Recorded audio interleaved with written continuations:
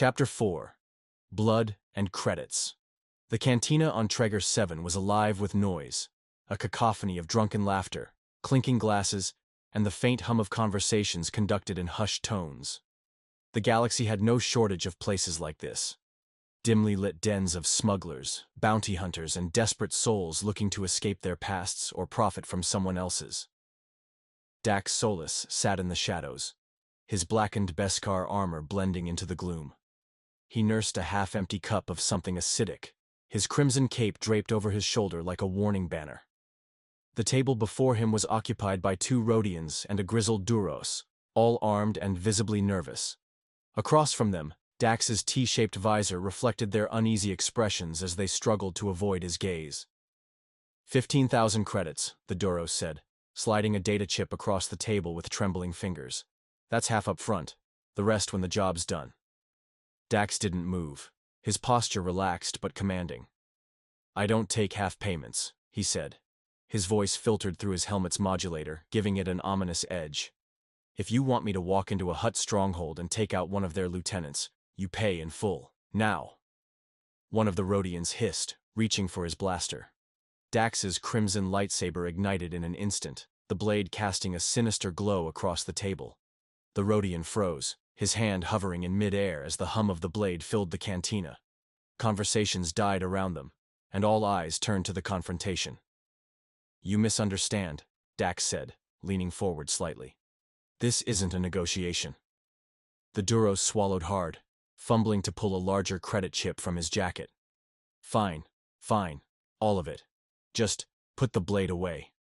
The lightsaber deactivated with a sharp hiss, and the tension in the cantina eased, slightly.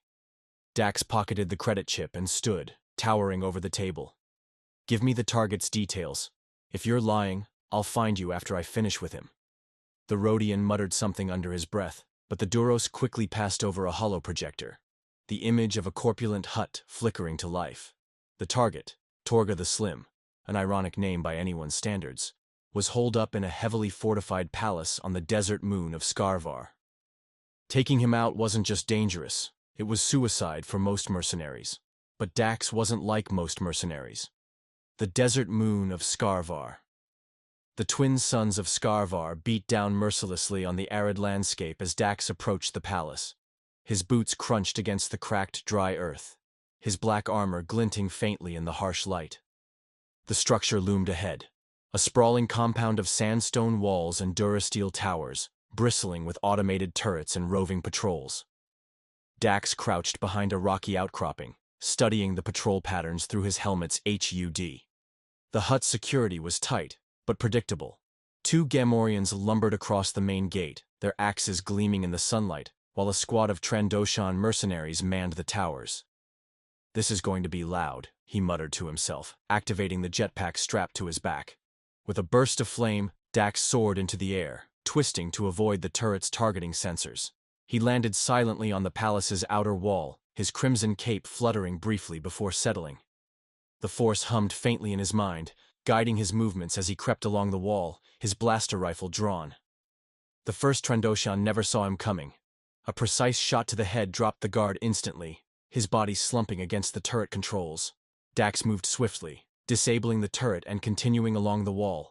Each step was calculated, each movement efficient, a dance of death orchestrated by years of training and the instinctive guidance of the Force. By the time the alarm sounded, it was too late. Dax had already breached the palace interior, carving through the Gamorrean guards with brutal efficiency. His lightsaber blazed through the dim corridors, cutting down any who dared oppose him.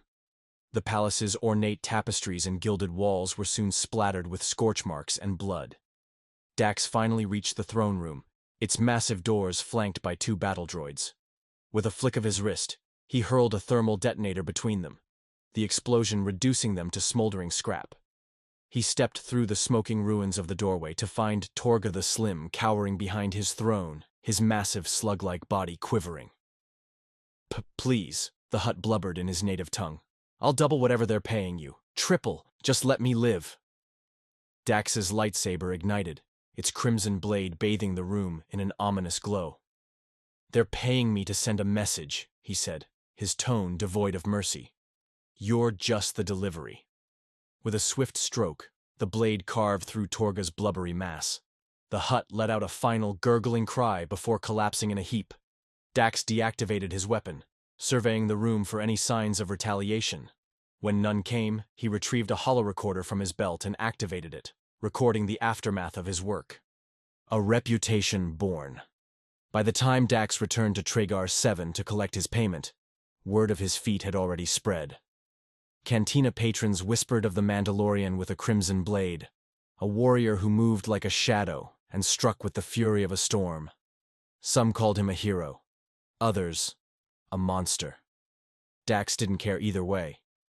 He wasn't looking for glory, only survival and enough credits to keep moving.